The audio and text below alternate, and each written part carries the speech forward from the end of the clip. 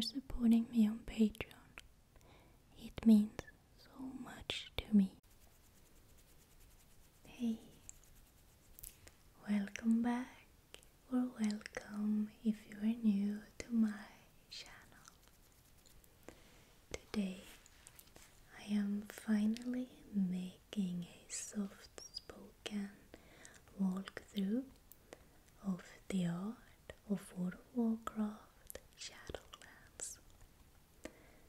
A little while ago I made an unboxing of the collector's edition of Shadowlands, and a lot of you agreed with me that this was not a very good expansion. The worst of them all, if you would ask me, especially lore-wise. I feel this cover is very hard to make a good thumbnail with. Since Legion they started making these, I dare to say, soulless covers. It's black with some golden detailing and some embossed edges. No artwork that is eye-catching, unfortunately. Same goes for the backside.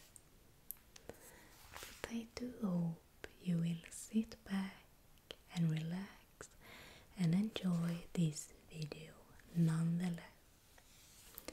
Thank you for watching. Here we finally have the art of World of Warcraft Shadowlands by Blizzard Entertainment. But man, the cover is such a bummer. It's going to be really hard getting good viewer traffic on this video because the cover is not very telling about the contents of this book. It's just black with these edges and some golden details with the logo and the different covenants: Kyrian, Night Fae, Venthyr, and Necrolord.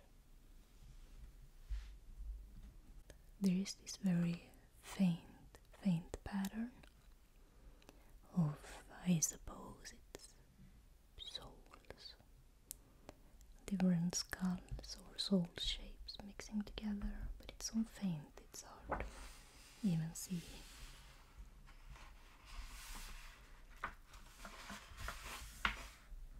This book has never been opened before me, so it's going to be a little bit stiff.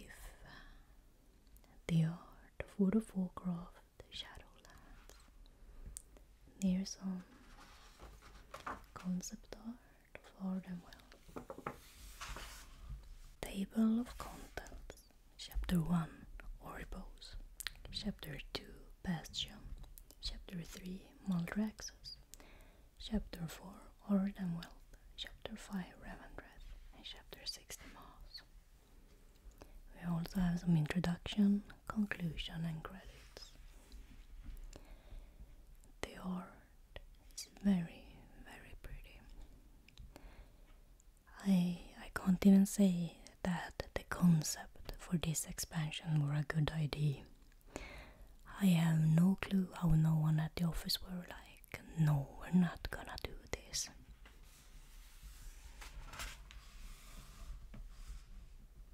Here's a art from the mousepad from the collector's edition of the shattered sky above Icecrown Citadel. Death was not the end I believed it to be. No rest or joyous reunions in the light awaited me. What I witnessed challenged all I knew.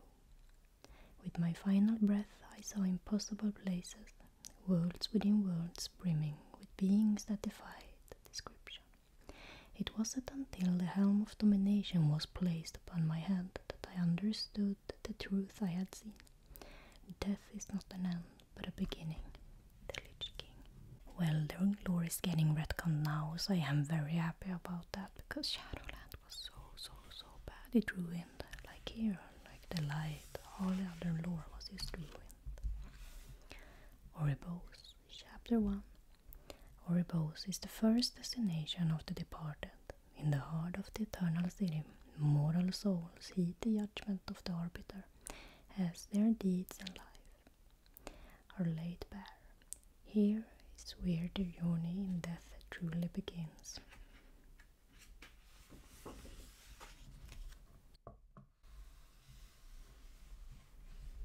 Here's some very mopey grey concept art of what I don't know. We can see some smaller trees, some cliffs, maybe it's supposed to be Revendreth.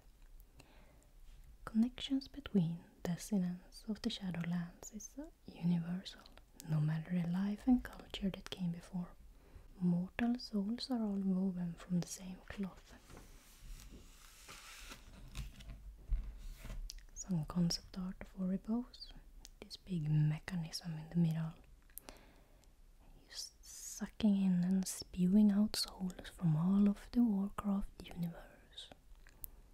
No matter what planet, no matter what religion or faction or what, you are just a matter of being spit out to be serving a purpose. As you can hear, I'm a little bit harsh, but man, the lore of this expansion.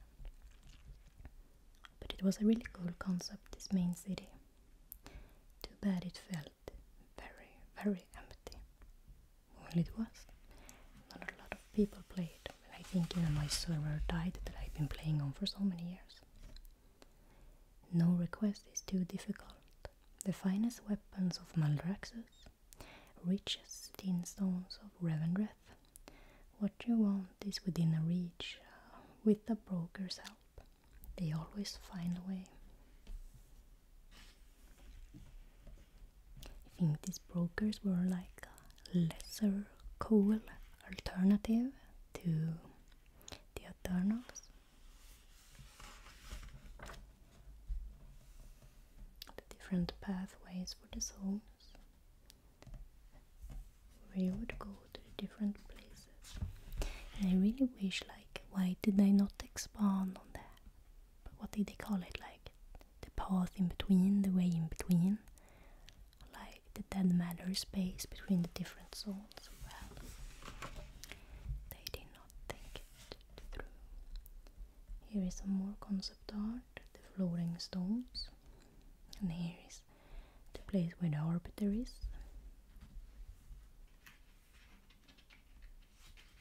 Judging all the souls where they should belong.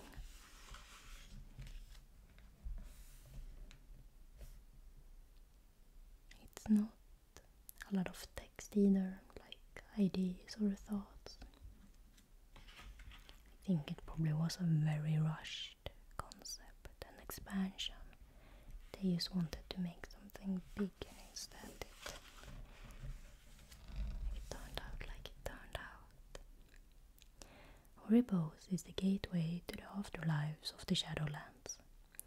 The first sight of a soul beholds with their newly unliving eyes after their arrival is the Eternal City. We have the honor of beginning their journey to the hereafter. So it's like not a titan, but the first one's construct. Death is just a construct, so no matter what you did in your mortal life, that has no worth, because you will always turn up to this construct. So weird how they thought that would be like a good choice. But you know, stuff can be rewritten. A lot of the stoneways, soulways, they're like the portals.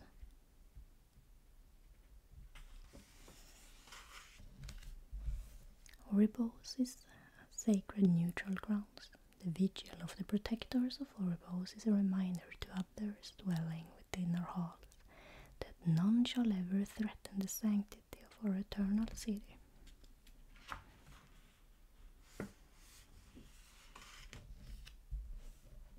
showing some more artwork of the Arbiter. By every joy and sorrow, the Arbiter judges all mortal souls and sets them on their intended path. Without their guidance, those souls would be forever lost within the infinite realms of the Shadowlands. Well, that would be a very nice concept. We did not so much look into what happened to the lost souls, or did they just go to the Maw? There are so many places in between, you know.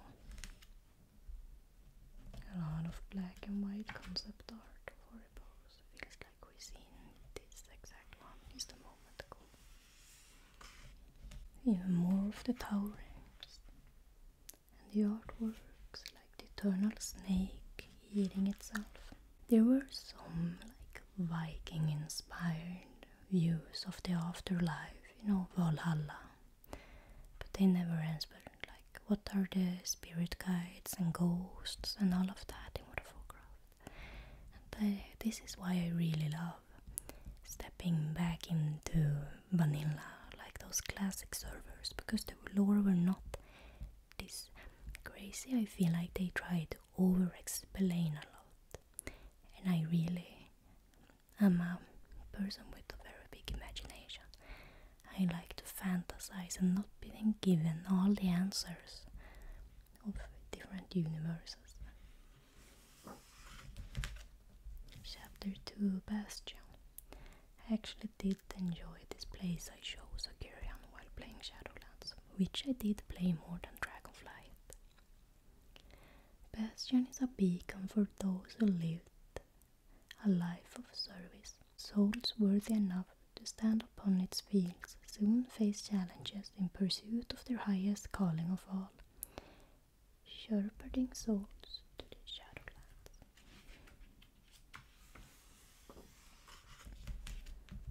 Let's look at this like man-made or mechanical angels. That is, even though a very good concept. I love the big baby blue wings of this Kyrian, the Kyrian leader. This angel-like art. Your station within Bastion is not set like the judgment of the Arbiter. Here, your medal determines whether you are worthy to stand among us or not. Each day is a new chance to prove your merit, aspirant.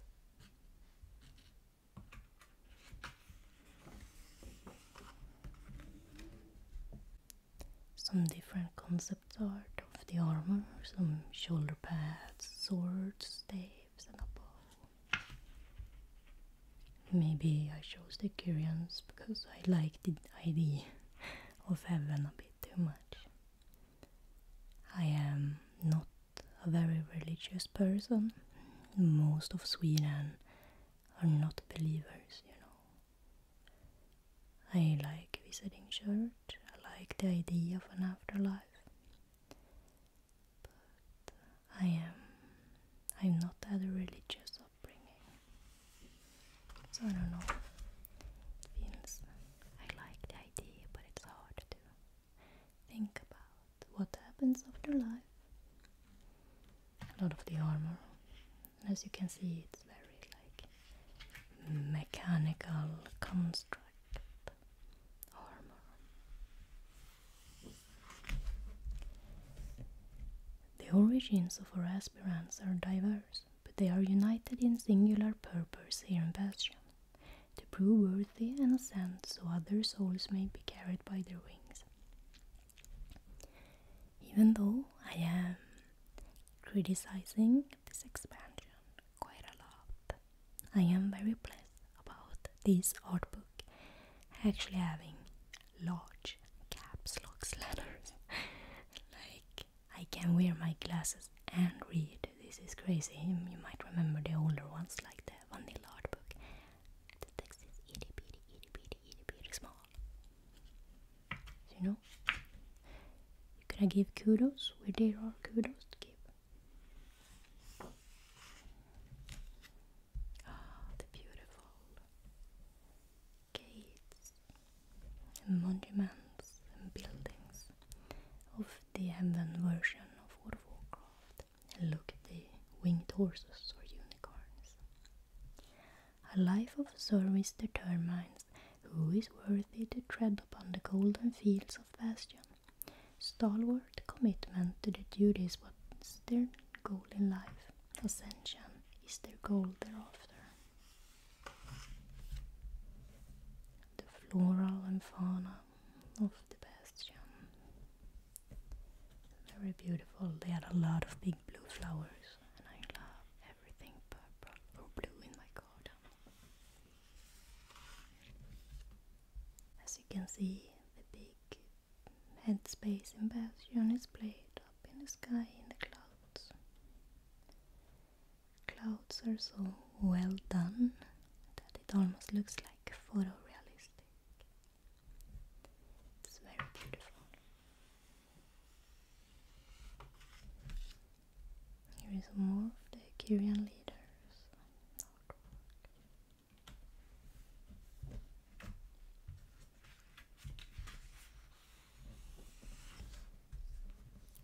And the mosaic,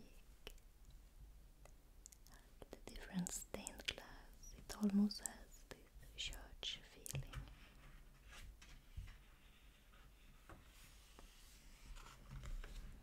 And the fallen Kyrians almost looks like fallen angels.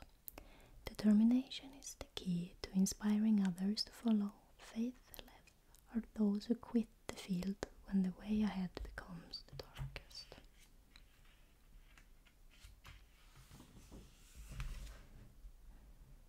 Some of the fallen places, you can see it deteriorating, not as light and bright anymore.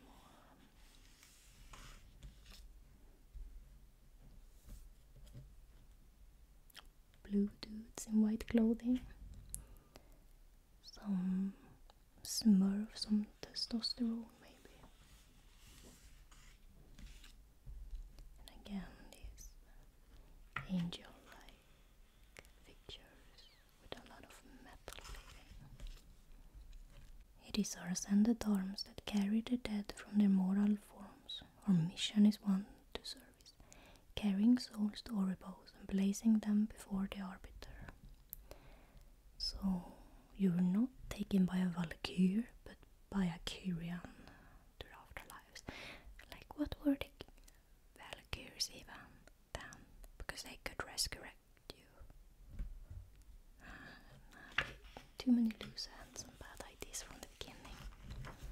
Like, if you want to expand on the lore, of course you want to leave a little bit of more questions. You don't want to answer everything.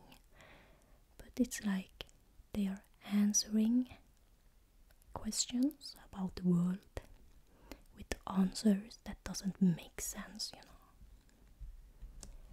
Anima, our most precious resource, our toils ensures the greatest spires of Bastion rise ever higher. Fulfilling our duty ensures that our Kyrian brothers and sisters can fulfill theirs. Okay, so like anima were soul essence. Imagine being like the biggest hero in World of Warcraft. Imagine being Tyrion 40 and once you die you become like gasp for a big car in the afterlife. That is what I think about this expansion. More Kyrian artwork.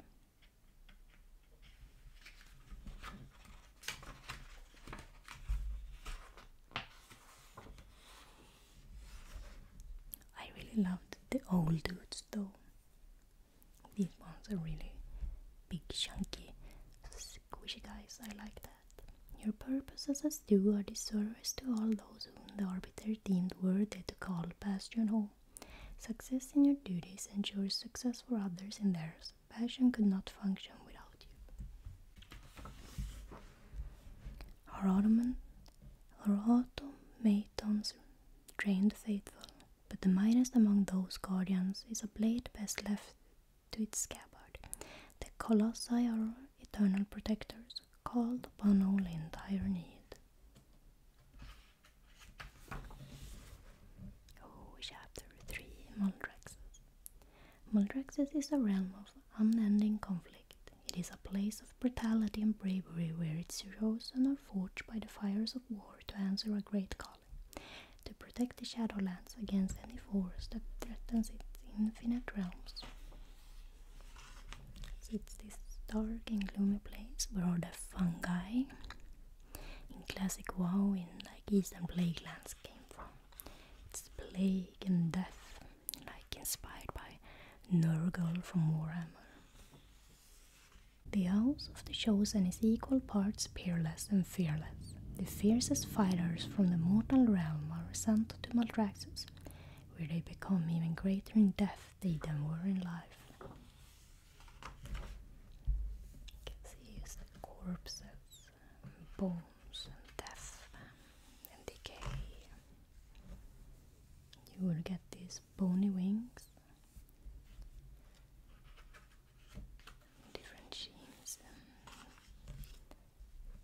I think this kind of stuff would be really nice on like a Death Knight transmog. The soldier who eschew the strategy arms themselves with a hiltless blade, one sure to wound its wielder.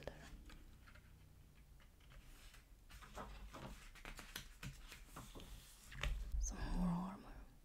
Your fear of death is a relic from your old mortality. Cast it aside. Death has already claimed you and spat you out on my battlefield.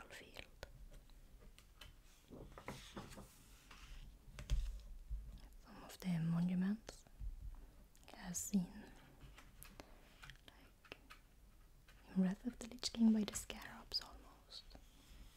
Bony and spiky. I'm glad we will see that once again. There were Nerubians in the war within. I used to think of that when I see these pictures. Here's actually some text like how they planned out the different building blocks. Spiky, death and fleshy. Oh, these mounts were really amazing. The death and decay. I like my games a bit more grimy. And the different necropolises. A lot of caves of just fungi.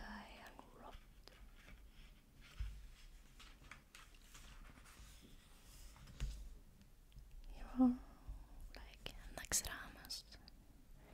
Imagine that it was just used to build construct from this, but how did they bring it out of Shadowlands? I don't think they explained that either. The first ones who shaped the cosmos knew they needed to protect the Shadowlands from eternal threats and beyond. Maldraxxus was their answer. Yeah, well, they did not think that through, like who are the first ones, like they're not the Titans and we have never heard of them before, like the lore is just getting out of hand and like something bigger than Shadowlands. I'm tired of every expansion being like something bigger and bigger and bigger until we got Dragonflight and they made this like Avengers ending with everyone teaming up. Oh, cheesy. Cheesy. These 5 houses embody the might of Maldraxxus. Armies vie for dominance over them in unending conflict. The ill-fitting are replaced by the better suited. The only true constant of Maldraxxus is that change is driven by strength. Maldraxxus is home to the mighty. Ours is a station for souls consumed with great determination, or for those who maintain an unending drive to make their mark upon death. The really big statue. Ah, look, it's like a Nurgle inspired.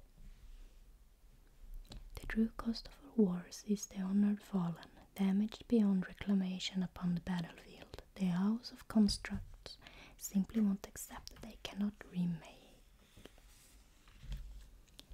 Do not assume the strength of which I speak is based on physical might alone. The talents of the Margraves who govern the house of Maldraxxus are a testament to that.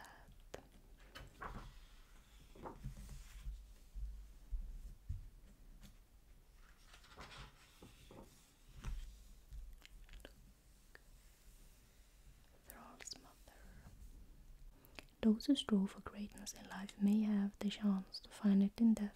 Maldraxxus is a realm where ambition is rewarded and where the strong of body and mind thrive. So imagine like this is supposed to be where all the souls of the universe go, not only Azeroth. Why did we only see important characters from Azeroth where there are supposedly other different older consumed planets and all of that? Like you would see some new races that did not come from the Shadowlands. Just my 2 cents. Chapter 4, Ardenweald. The vast forest of Ardenweald serve the natural aspects of life and death. Its wilds are a sanctuary for the great spirits of nature that seek respite and renewal before awakening to join the cycle anew. Ardenweald and the Emerald Dream are opposite blooms connected to the same dream. If the dream is the personification of life in the waxing stage, then Ardenweald is life when it's waning. You saw they connected like a loon and Emerald Dream to Shadowlands, like trying to connect it that way. I really hope they do not explain who a loon is in the new expansions, like leave the gods to be something fantastical, you know. The little night fairies, and these guys I can't remember that were also in a different form, the tricksters from Mist of Pandaria. The big worms, you know I like insects. Nothing is wasted with Ardenweald. Souls are tended to until the rebirth, and the shelter they cast aside upon waking feels of the voracious corn.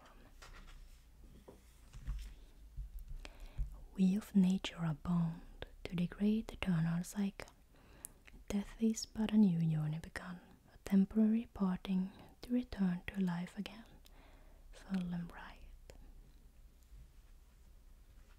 All these guys, they're a bit too...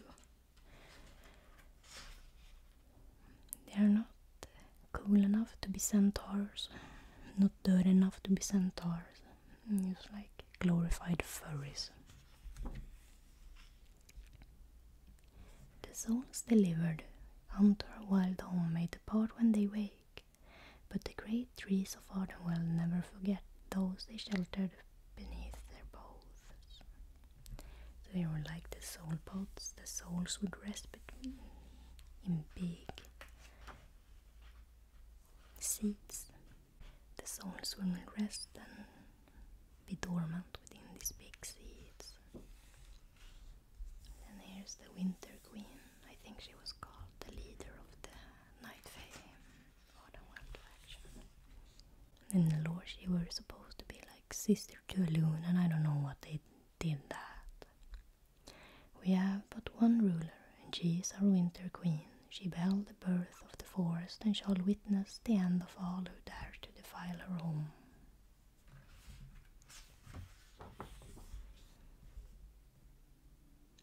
Like how they did this expansion, it would not, like everything is just a construct, the whole Azeroth is just a construct, everything is a construct.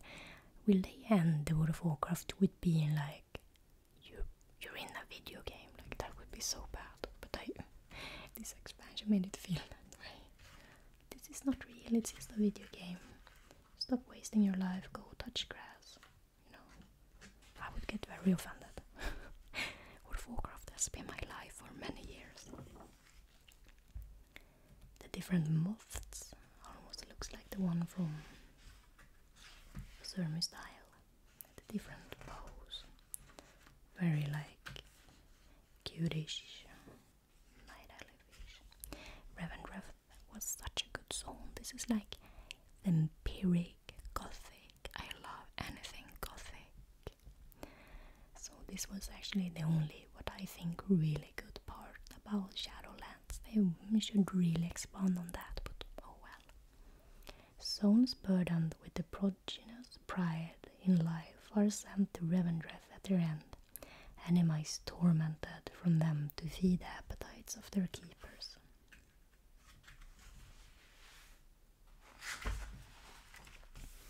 Here's from the intro cinematic, like the vampires.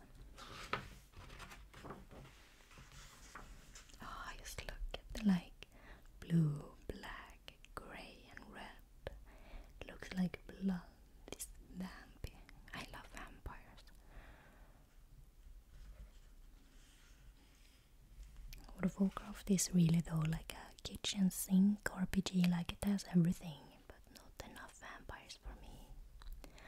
Learned humility was supposed to be the destiny of the souls entrusted to our care. I fear those archaic ways no longer have a place within Revendreth. The carriages. And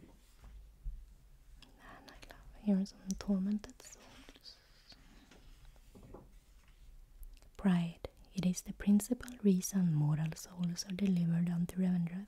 We exist to relieve them of that troublesome sin, and to be blessed by their anima.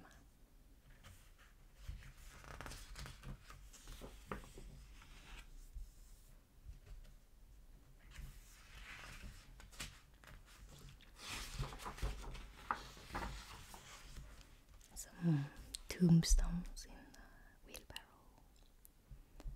And almost like daggers, wooden daggers, you would plunge into the heart of a vampire.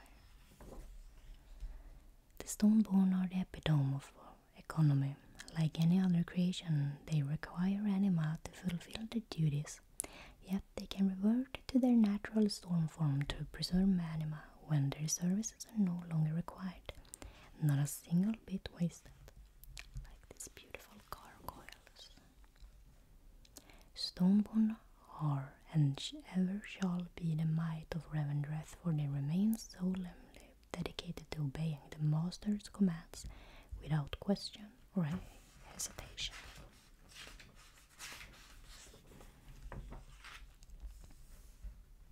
Here is the leader of the Revendreth faction, the Venthirs, and in the lore, in the game even, like turned his back on the other leaders, but they did nothing with that. Sire Denathrius knew that to secure his realm from any threats he would require an unstoppable army, an army unquestionably bound to his commands.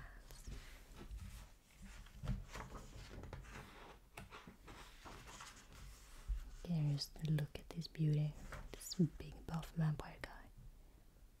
Not that I'm interested in dating ever again, but I would not complain to have a vampire husband. If there are anyone out there, you know, hit me up if you're a 400-year-old vampire. Bitter memories of loss and doubt are only phantoms of a soul's past. They are the embodiment of the hardships that our specimens experience in life, which surface when collection commences in earnest.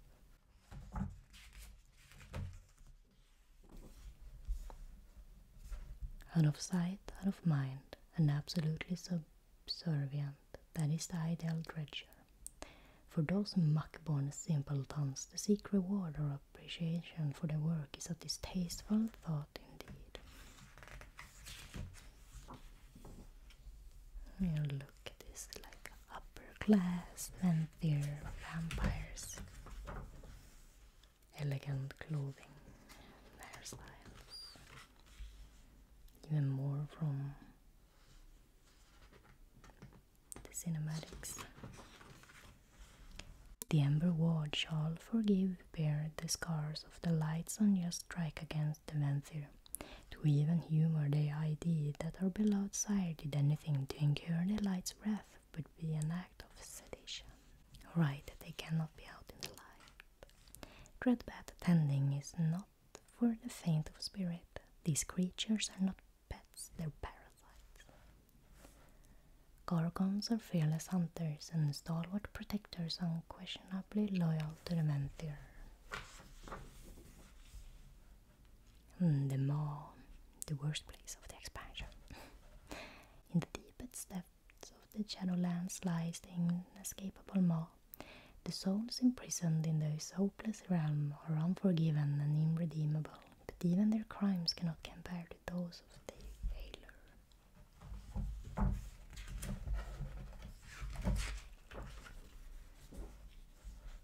Oh, here is the Jailer. Man, what a bummer. And so it was decreed that he would be condemned to the Maw, where he would forever be its Jailer. So all of this, like, from the lore, all of these leaders, they are just constructs. They are all just not flesh and blood machines made to do a service, I guess, for the first one. This guy just, AI out of hand. He got his own mind and thought to change things up, and then he became the jailer. Like, what were they thinking? Some more of the Maw, it's just empty. It's like World of Warcraft version of hell. Souls damned to the Maw suffer without end. They are twisted until only a mere shade of their former glory remains. It is then that the tormented willingly serve their tormentor.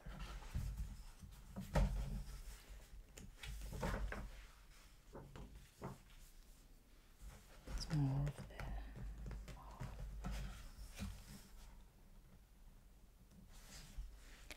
more of the Maw.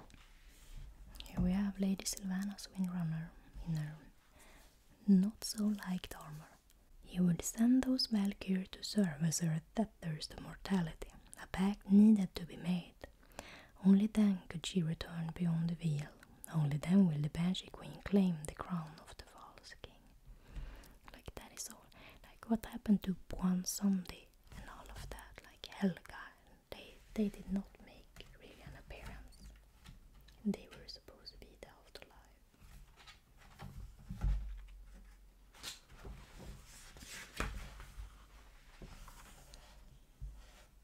Some like souls, some elemental form, ghosts, gases. The Maw is like a malevolent lantern, a realm not devoid of light, but one in which light is held captive, like the dam the Maw was built to imprison. The jailer's dwelling is a maze of torment and chambers and endless despairs from which there is no escape.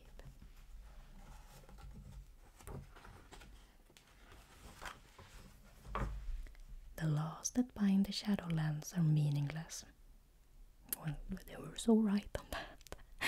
Within the jailer's realm, reality is ever-changing within the Maw, which is continually altering itself to the whims of its singular master.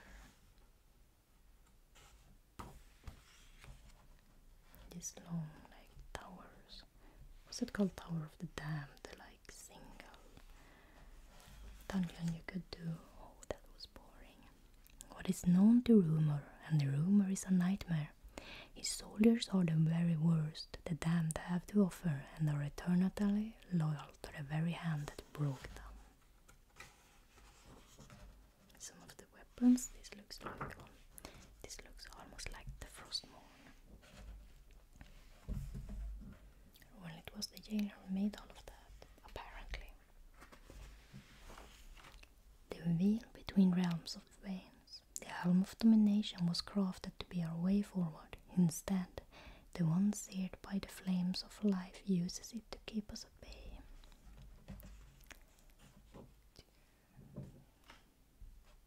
The end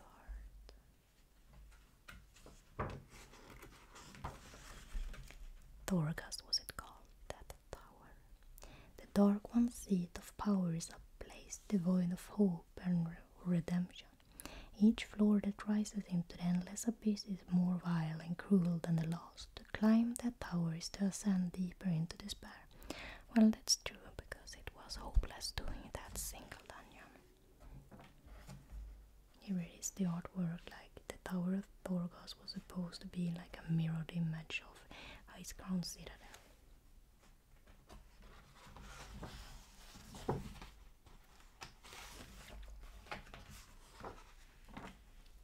Now you have seen, as I have, sights never meant for living eyes, but this knowledge will not save you. Nothing can stop what Sylvanas set into motion. Rending the veil was just the beginning. Beyond the ruined sky awaits an evil older than reality itself. The jailer has been amassing power within his Maw, and soon his patience shall be rewarded. Everything we sacrifice to save Azeroth will have been in vain. The only key to saving our world lies within the realm of death. Suffer well, Bolvar for Dragon. Then we have the credits.